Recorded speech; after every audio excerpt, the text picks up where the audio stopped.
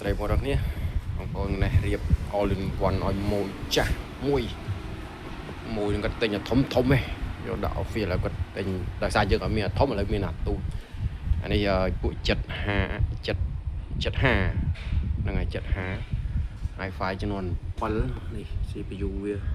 3.5 RAM 32GB អ៊ំធូ256 4គ្រាប់បងប្អូនមានអីគួរសមដែរមិនថ្មីពេកក៏មិនចាស់ពេកដែរបងប្អូនអូខេ4គ្រាប់អរគុណបងជួយ order នៅមានទៀតបងប្អូនចង់បាននៅមានទៀតបងប្អូន all in one តន់អស់ឯងនេះបងប្អូននេះអូខេ all in one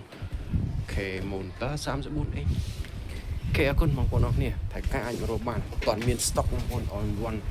អីវ៉ាន់អាមេរិកយូរមានម្ដងមិនស្អាតពេកមិនអាក្រក់ពេកមកទទួលយកបាននេះខ្លះសេវកន្លែងមិនត្រូវភាពញ៉ៃអីអាចមករកបានបងប្អូនណា spec អាច customize បានបងប្អូនចង់តឡើងចង់តលាក់អីតាមចិត្តបងប្អូនណាអូខេអរគុណច្រើនបងប្អូនគ្នា